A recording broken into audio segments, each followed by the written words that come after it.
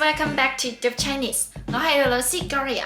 I'm opening a new series of Cantonese sentence structure. I will focus more on beginner learning, but I'm going to teach it in Cantonese. Woo! So if you are an advanced learner, try to watch it as a listening material, and you could check the options of the video and adjust the speed of the video. 今日我哋要學嘅係 can、could 嘅廣東話用法。當然啦 ，could 喺英文有好多種意思，而我哋今日要學嘅係可以嘅意思，係詢問允許嘅意思。譬如話，你男朋友同你行街嗰陣，好唔情願咁樣，你同你男朋友嗌交嗰陣，你同佢講 You can go now， 你可以走啦，你可以走啦，你 You 可以 could 走 walk 啦，你可以走啦 You can go now。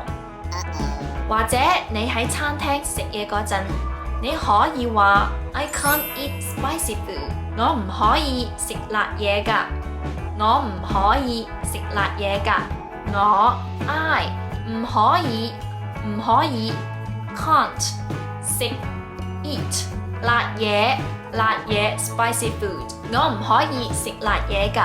I can't eat spicy food。咁問句又應該點問呢？ Could or not？ 可以唔可以？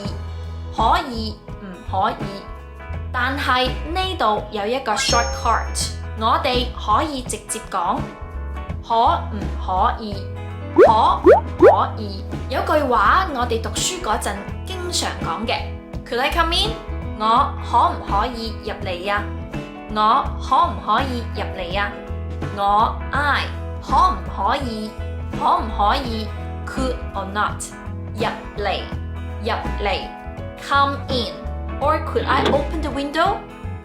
我可唔可以開窗啊？我可唔可以開窗啊？開窗 open the window， 我可唔可以開窗啊？ Could I open the window？ 或者買嘢嗰陣，我哋可以講價，可唔可以平啲啊？可唔可以平啲啊？可唔可以 could 平啲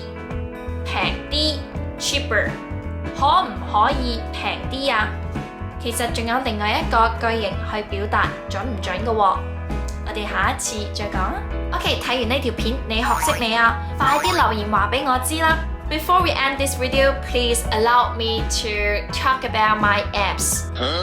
Yeah, I have apps. Do you have the problem of not having enough time to have a Cantonese or Mandarin teacher? Do you have a problem that you have learned lots of vocabulary, but you forgot how to say it when you talk with your friend? You could download my app in Google Play Store. You can learn Mandarin and Cantonese at the same time on my app with thousands of vocabularies that I have listed based on topics. It's just a beta app now. My work partner and I are trying to improve more for you guys. If you have any idea or comments, please WhatsApp me or contact me wherever you want. If you want to support us, just go to my Patreon page and buy me a bubble tea and buy my work partner a coffee. Thank you so much for watching and see you next time. Bye bye.